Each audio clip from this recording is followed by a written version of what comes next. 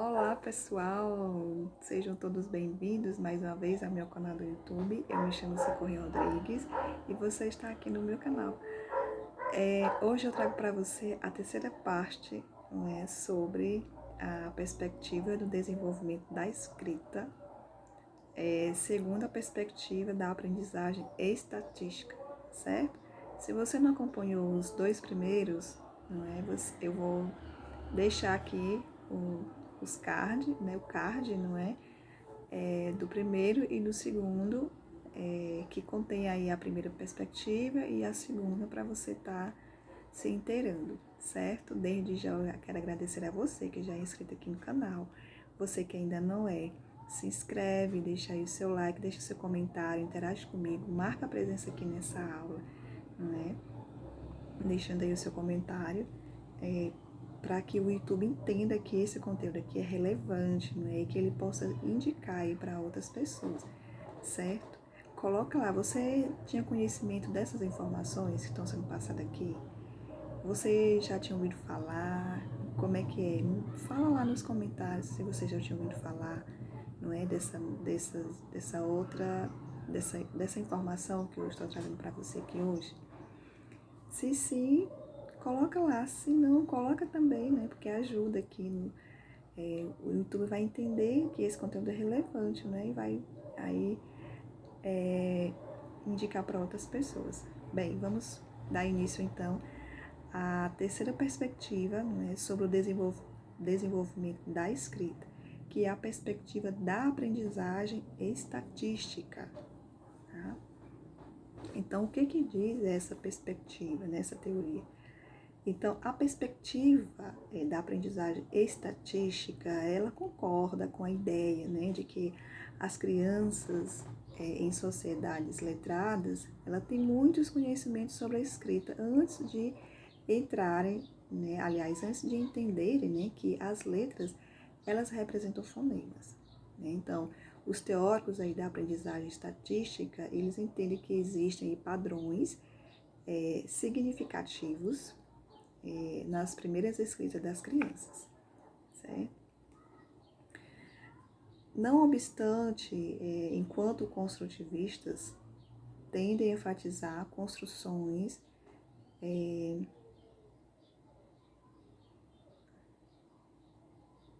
que emergem aí espontaneamente da mente da criança. Então, a perspectiva da aprendizagem estatística, ela discorda dessa visão e enfatiza que as crianças,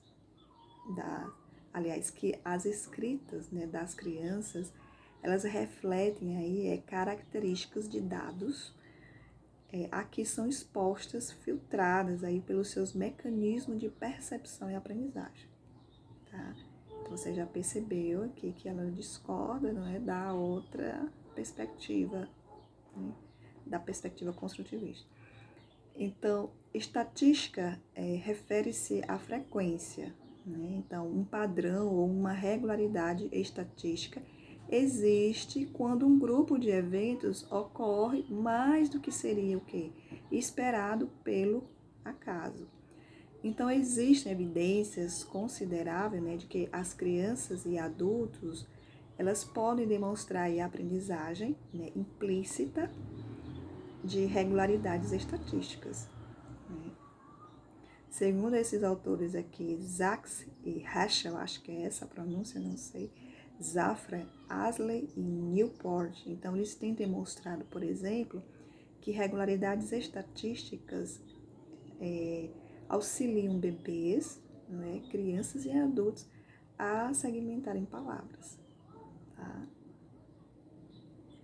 Então, a aplicabilidade aí da perspectiva da aprendizagem estatística à escrita, ela pode ser, em um primeiro momento, surpreendente.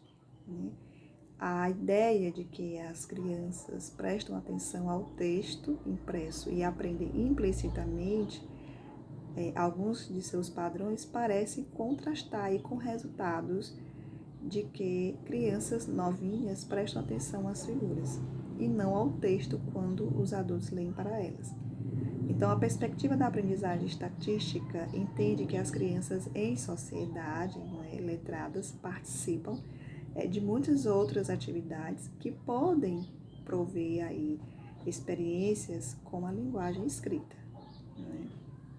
Ou seja, a maioria das crianças já tem contato mesmo, né, que implícito, com a linguagem escrita, né? Assim, as escritas iniciais das crianças podem refletir aí conhecimentos adquiridos pela exposição a esses materiais, né? Então, em outras palavras, as escritas iniciais das crianças não são universais, certo? Segundo eles, não são universais as escritas. Um alicerce importante aí da perspectiva da aprendizagem estatística é o modelo conexionista. O que apresenta esse modelo? Ele apresenta um padrão simples, porém preciso, para explicar como as pessoas aprendem regularidades estatísticas, explicando, né, a cognição em termos de redes de unidades simples. Né? A aprendizagem de padrões envolve modificar aí as conexões entre as unidades em resposta à exposição a um número aí considerável de exemplos.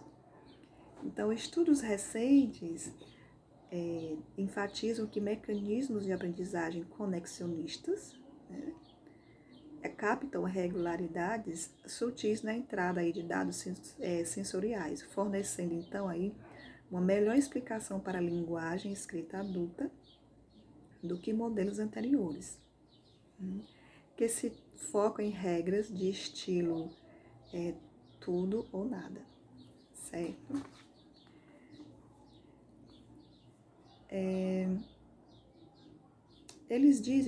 Eles argumentam o seguinte: esse Huxley, Zingler, Perry e Emma e Zorzi, não sei falar inglês, gente. Eles argumentam que os modelos conexionistas, eles são capazes aí de explicar a vantagem que existe no aprendizado de sistemas aí de escrita mais regulares.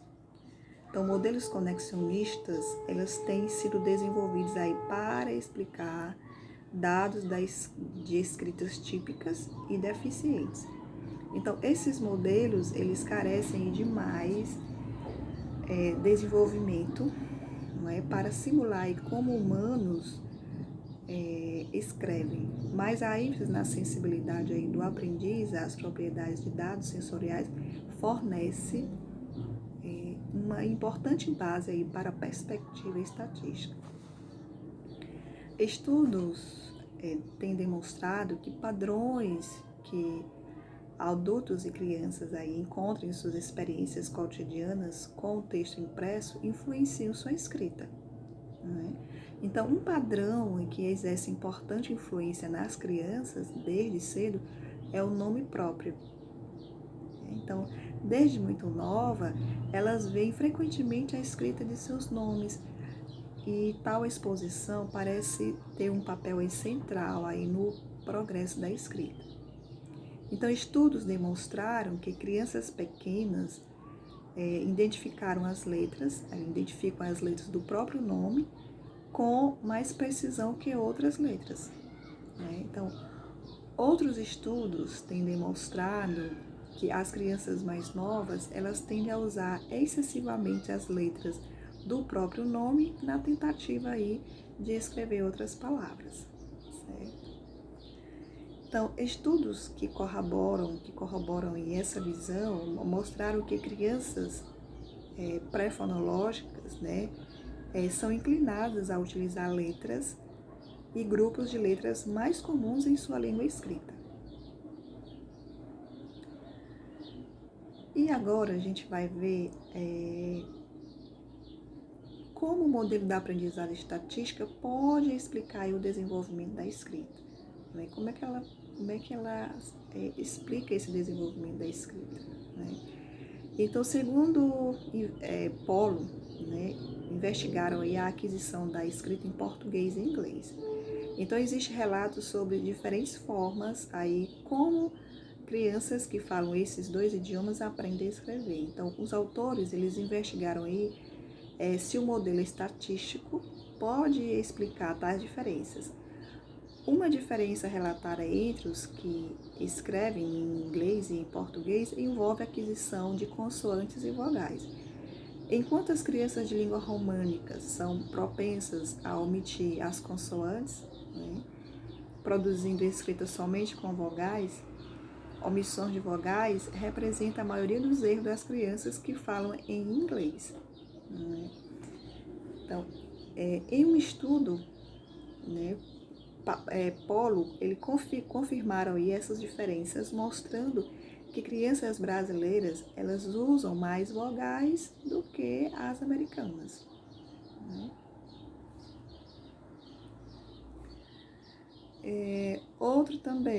Outra hipótese testada foi de que tais diferenças refletiam aí assimetrias entre os idiomas, tanto em seus sistemas de nome das letras, como em seus vocabulários. Polo analisaram, analisou, ele e outros pesquisadores analisaram o vocabulário, né, escrito das crianças por meio de base de dados de livros infantis no Brasil e nos Estados Unidos. E mostraram que palavras em português, elas têm mais vogais que correspondem ao nome de letras do que em inglês. Então, palavras em português também têm um maior número aí de vogais e uma proporção vogal-consoante maior do que as palavras inglesas. Por exemplo, aqui, pato tem uma proporção vogal-consoante de 1,0, enquanto sua tradução em inglês, duck, tem a proporção de 0,33. Né? Então, desse modo, Polo, ele atribuiu aí, e seus colegas, né, a diferença encontrada aí nas escritas produzidas pelas crianças, as discrepâncias entre os dois idiomas. Existe aí muita diferença, né?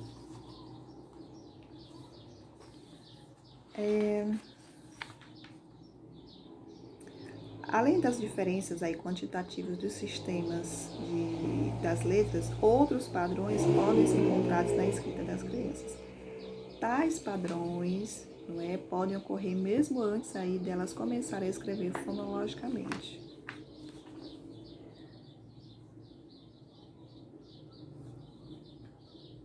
A perspectiva da aprendizagem estatística também fornece uma explicação alternativa para outras afirmações construtivistas. Mas eu vou explicar bem que antes da fonológica, né? Para demonstrar que a escrita infantil não é uma sequência aleatória de letras, né? Paulo selecionaram ele e outros, né? Selecionaram aí um grupo de crianças pré-fonológica em uma amostra de crianças brasileiras e americanas. Então, as escritas dessas crianças mostraram um número de padrões que refletiam, entre outros aspectos, a frequência das letras e de gramas, sequência de 2 letras, na língua escrita da criança. Então, as crianças pré-fonológicas dos 2 países apresentaram aí escritas que divergiam em aspectos consistentes com sua exposição a diferentes sistemas de escrita. Por exemplo, crianças brasileiras, elas utilizaram mais vogais do que as americanas, e estas tiveram aí uma tendência maior a repetir letras em sua escrita.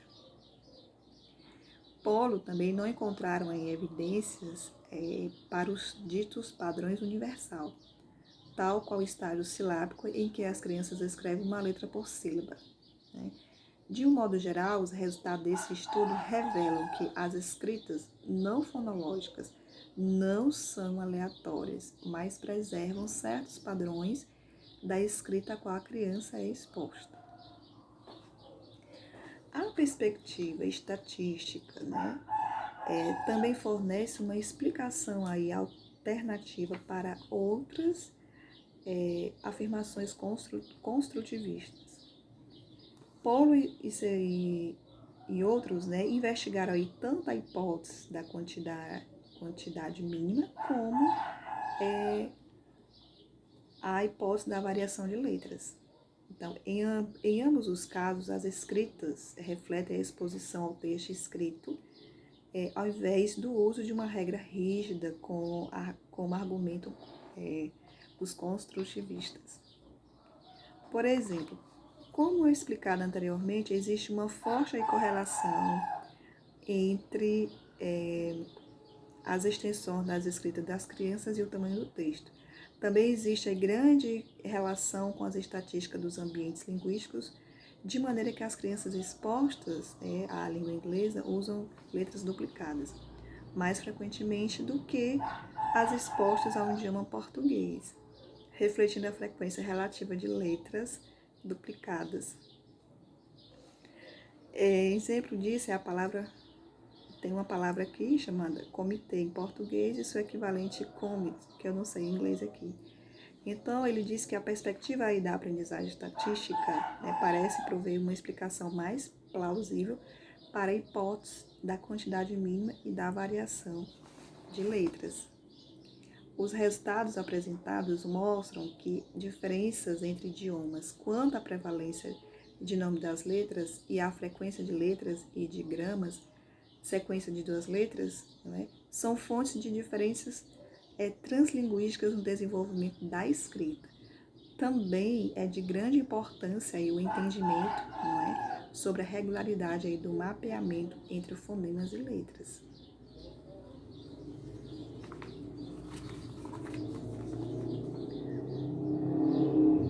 Importantes implicações podem advir aí de estudos baseados na perspectiva da aprendizagem estatística. O fato de as escritas pré-fonológicas terem padrões que predizem a escrita mais tarde podem ser importantes aí na detecção precoce de crianças em risco de dificuldades de leitura, na leitura e escrita. Então, a revelação aí precoce de futuros problemas na leitura e escrita oferece aí a possibilidade para uma intervenção antecipada, e pode guiar aí educadores na correção de dificuldades de aprendizado. Então, ensinar crianças a detectar padrões no texto escrito e ao mesmo tempo demonstrar explicitamente alguns desses padrões pode ser uma parte aí relevante no ensino da leitura e da escrita. Então, vários padrões são aprendidos tardiamente no desenvolvimento da escrita, bem como muitos padrões não são utilizados tão frequentemente como poderiam. Entretanto, é necessária uma investigação mais pormenorizada acerca aí do efeito do ensino explícito desses padrões sobre a aprendizagem posterior da escrita. Por isso, gente, a perspectiva da aprendizagem estatística, ela assegura que as crianças aprendem regularidades estatísticas nas palavras às quais são expostas desde cedo no seu desenvolvimento. Essas regularidades dão às crianças informações sobre padrões gráficos e fonológicos da língua, os quais podem ser detectados até mesmo nas primeiras escritas das crianças, certo? Então, o estudo aí de certos padrões presentes na escrita pode explicar diferenças aparentes entre as escritas de crianças em diversos idiomas. E para concluir, esse artigo aqui, ele termina o seguinte, que como já foi abordado, esse artigo ele traz 3 abordagens sobre o desenvolvimento da escrita. Então, a perspectiva fonológica, ela assegura que a compreensão principal aí no desenvolvimento da escrita é a de quê? Alguém pode lembrar? De que as letras, elas representam aí o quê? Os sons das palavras faladas.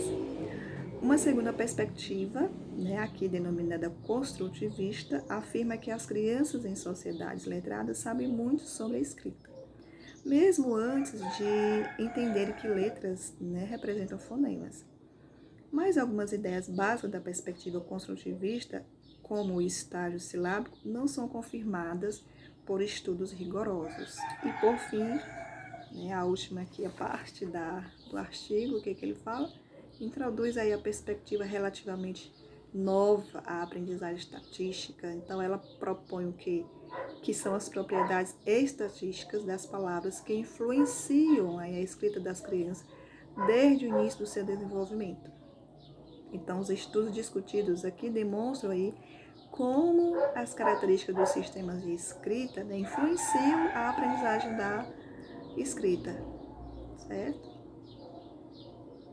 Então, é crucial entender que as características, tanto fonológicas como não fonológicas da escrita infantil, e como elas se relacionam com a escrita posterior, né? Afinal, ela pode auxiliar a identificar crianças em risco de enfrentar dificuldades de alfabetização. Além disso, esse conhecimento também pode ter implicações práticas para o ensino aí e remediação aí de dificuldades durante a alfabetização, tá? Então, pessoal, chegamos aqui ao fim desse estudo, desse artigo, não é? E se você quiser saber mais, você procura lá na descrição do link para saber a fonte de onde é que eu estou tirando isso aqui, certo? Então, desde já, quero agradecer a você que ficou comigo até agora, não é?